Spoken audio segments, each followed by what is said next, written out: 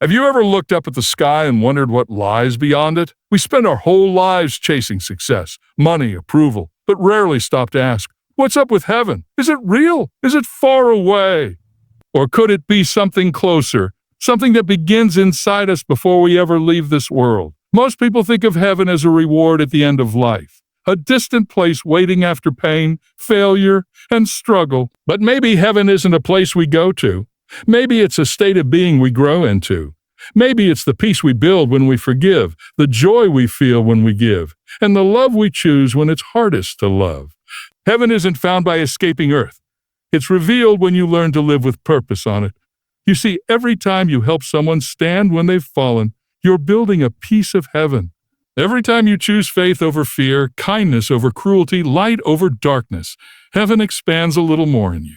So many people today feel lost, empty, anxious, not because they've lost their way to success, but because they've lost their sense of eternity. They wake up, work, scroll, sleep, but forget that life isn't random.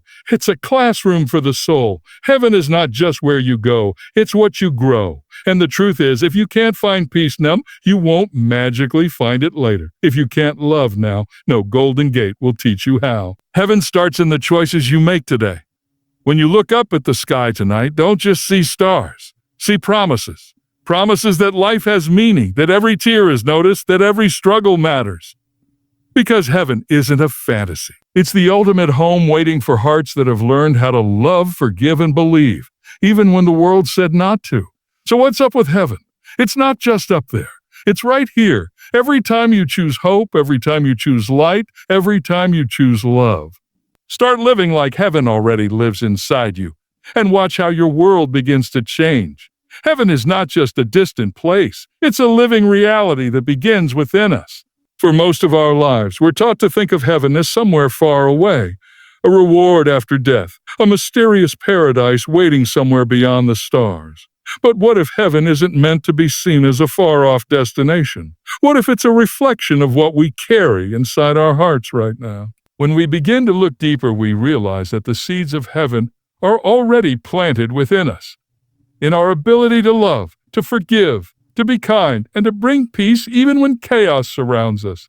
Heaven is not about escaping life, but about elevating it. It's about transforming our everyday moments into sacred experiences, where even the smallest acts of goodness carry eternal weight. When a person chooses understanding over anger, when they offer help without expecting anything in return, when they see beauty in brokenness, they're not just living life, they're living heaven. The truth is, heaven begins where selfishness ends. It begins when we start living not just for ourselves, but for something greater, something eternal. The smile you give to someone in pain, the forgiveness you offer to someone who wronged you, the love you show to those who cannot repay you. These are the quiet echoes of heaven resonating through the noise of this world. Heaven isn't waiting at the end of the road. It's waiting to be awakened within your soul. It's that peace you feel when you've done something right, that unexplainable joy when you give rather than receive, that lightness in your heart when you choose truth over convenience. Every human heart holds a spark of the divine, and when that spark is nurtured with faith, compassion, and gratitude, it grows into a glimpse of heaven itself. If we only chase a version of heaven that exists beyond the clouds, we miss the one that's already breathing within us. Heaven is the alignment of your heart with goodness, the harmony between what you believe and how you live. It's not limited by time or space. It's shaped by spirit, by the depth of your love, by how you treat others when no one is watching. The moment you begin to live with purpose, humility, and genuine care for others, you start to unlock that heavenly reality from within. Because maybe heaven isn't as far as we think. Maybe it's been waiting, quietly, for us to notice that it was never above the clouds, but within the soul. True heaven is revealed through love, kindness, and forgiveness, not through escape. Many people dream of heaven as a perfect world where all pain disappears, where there are no struggles, no disappointments, and no tears. But in that dream, they often miss the deeper truth. Heaven is not about running away from life. It's about transforming the way we live it. It's not found by escaping reality, but by facing it with love, grace, and faith. True heaven shows itself not in our desire to avoid pain, but in our ability to bring light into it. It's revealed when we learn to respond to darkness not with fear or hate, but with compassion and understanding. Love is the foundation of heaven. It's not a soft or weak emotion. It's strength wrapped in gentleness, courage clothed in humility. When you choose to love someone who doesn't deserve it, when you show patience to someone who tests your limits, when you extend kindness to someone who can't repay you, you are revealing the essence of heaven. Every time love wins over bitterness, the distance between heaven and earth becomes smaller. Because heaven is not built by walls of gold, it's built by hearts that refuse to hate. Kindness is the language of heaven. It doesn't need grand gestures or loud declarations. Sometimes it's as simple as listening when someone feels unseen, smiling at a stranger, or showing up when no one else does. Kindness reminds us that even in a world filled with noise and division, we can still create harmony through small, sincere actions. Each act of kindness becomes a bridge that connects the divine with the human, the eternal with the everyday. Forgiveness, too, is a doorway to heaven. It's one of the hardest lessons for the human heart, yet it's the most powerful. Forgiveness frees the soul from chains of resentment and opens space for peace to live. When you forgive, you are saying that pain will not define you, that anger will not control you, that love will have the final word. Heaven cannot exist in a heart filled with hate. It needs the open space that forgiveness creates. The path to heaven, then, is not about escaping suffering but transforming it. It's about meeting cruelty with kindness, facing rejection with grace, and turning wounds into wisdom. Heaven is revealed not in perfection, but in the moments when imperfect people choose to love anyway, to give anyway, to forgive anyway. It shines through the hearts of those who stay soft in a world that keeps trying to make them hard. Life on earth is a spiritual journey, shaping the soul to become ready for eternity. From the moment we take our first breath, every experience, joy, pain, love, loss, success, or failure, becomes a part of our soul's education. Life isn't just a random collection of events. It's a carefully woven tapestry designed to teach us, mold us, and prepare us for something greater than what we see. Each challenge we face is like a lesson written in invisible ink, its meaning revealed only when we've grown enough to understand it. The struggles we endure, the people we meet, the choices we make, they all work together to shape our inner world, strengthening the spirit that will one day transcend this physical life. The truth is, Earth is not the destination, it's the preparation ground. Every difficulty is an opportunity to grow in patience, compassion, and faith. Every heartbreak invites us to learn how to love deeper. Every disappointment reminds us that hope is a muscle that must be exercised. Our pain doesn't exist to destroy us. It exists to polish the rough edges of our souls. Just as gold must go through fire to shine, we too must go through trials to discover who we truly are beneath the surface of ego and fear.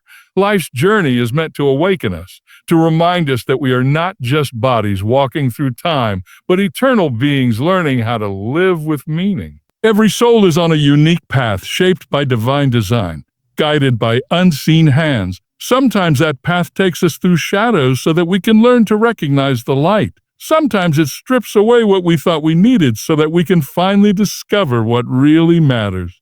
The tests of life are not punishments. They are invitations to become more loving, more humble, more awake to the presence of something sacred within and around us. When we see life as a spiritual journey, our perspective shifts. We stop asking a why me and start asking a what is this trying to teach me? We begin to notice that even our struggles carry wisdom, that our delays often hide blessings, that our losses can awaken gratitude for what truly counts. This understanding transforms how we live each day, not in fear of what's ahead, but with faith that every moment, no matter how ordinary, is part of our preparation for eternity. Because the soul is eternal, and this earthly life is just one chapter in its endless story of becoming. Every act of compassion and goodness builds a piece of heaven here and now. We often imagine heaven as a perfect realm where all pain disappears and joy flows endlessly. But what if pieces of that perfection are meant to be built here, through us? Every time we choose compassion over indifference, every time we extend goodness when it's easier to look away, we lay another brick in the invisible foundation of heaven on earth. The world around us changes not only through great revolutions or miracles, but through small, sincere acts of love that ripple far beyond what the eye can see. One kind gesture, one word of encouragement, one moment of understanding, they all carry the power to shift the atmosphere, to remind someone that goodness still exists, that hope is still alive. Compassion is not just a feeling, it's an action. It means stepping into someone else's pain and saying, "You are not alone." It's taking the time to care even when you're tired, even when no one thanks you for it. The act of compassion connects two hearts in a way that transcends barriers of culture, language, or belief. When we show compassion, we participate in something sacred. We reflect the very heart of heaven itself. Because compassion is what reminds people that they are seen, valued, and loved in a world that often makes them feel invisible. Goodness, too, is more than simple morality. It's a spiritual force. True goodness doesn't need recognition. It acts quietly, sincerely, without agenda. It can be as small as helping someone in need, defending someone who's been hurt, or choosing honesty when it costs you something. Every good act sends light into places of darkness, and that light never disappears. It lingers, it multiplies, it inspires others to do the same. A single act of goodness can ignite a chain reaction that heals hearts, restores trust, and awakens faith in those who had almost given up. The beauty of compassion and goodness is that they transcend time. The kindness you show today may be remembered years later, may spark hope in someone you'll never meet. It's the kind of power that doesn't seek glory, but leaves a legacy that no one can erase. Each time you lift someone's spirit, you are shaping a small glimpse of what heaven looks like. A place where love reigns and people care for one another not out of obligation, but out of genuine humanity. When you choose to be kind in a cruel world, to forgive when you could retaliate, to comfort when you could judge, you become a living reminder that heaven is not some faraway fantasy. It's something being built one act of compassion at a time, in the hearts and hands of those who choose to love despite it all. Heaven is more about who you become than where you end up. We live in a world obsessed with destinations. Success, wealth, recognition, and even heaven itself are often seen as end goals to be reached. But the truth is, the purpose of life isn't just to arrive somewhere. It's to become someone. Heaven isn't simply a reward waiting at the finish line. It's the reflection of the person you have allowed yourself to grow into along the journey. The path to heaven isn't paved with perfection, but with transformation, with moments when you choose growth over comfort, humility over pride, and love over ego. Who you are becoming each day matters far more than where you expect to go in the end. Every decision you make shapes the person you're becoming. Every challenge that tests you, every setback that humbles you, every pain that stretches your heart, they're all sculpting you into someone who can hold the light of heaven. The process of becoming is not easy. It's often uncomfortable, lonely, and full of uncertainty, but that is where real change happens. In the quiet spaces where you wrestle with your fears, confront your flaws, and still choose to rise. Heaven isn't for those who have lived without struggle, but for those who have allowed struggle to make them kinder, stronger, and more aware of grace. The world measures success by what you achieve, but heaven measures it by what you've become inside. Have you learned to forgive even when it hurts? Have you learned to love even when it's not returned? Have you learned to stay humble when life gives you power?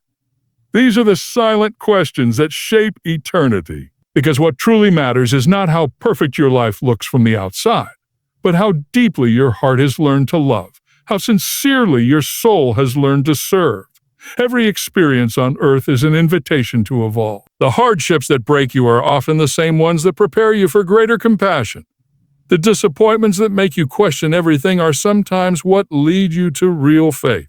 Growth often hides inside pain, and heaven grows in the soil of surrender. When you stop trying to be flawless and start striving to be faithful, to the truth, to love, to goodness, you begin to understand that the real destination isn't beyond the clouds. It's in the person you're becoming through your journey. Because heaven doesn't just ask, "Did you believe?" It asks, "Did you become?" And every time you choose to grow, to forgive, to rise again after falling, you take one step closer to reflecting that divine beauty within yourself. Peace and joy are not future rewards. They're present choices. So many people live their lives waiting for the day everything finally feels right. The day when pain is gone, when the past no longer hurts, when life finally gives them a reason to smile. But peace and joy aren't waiting somewhere in the distance, hidden in some perfect future.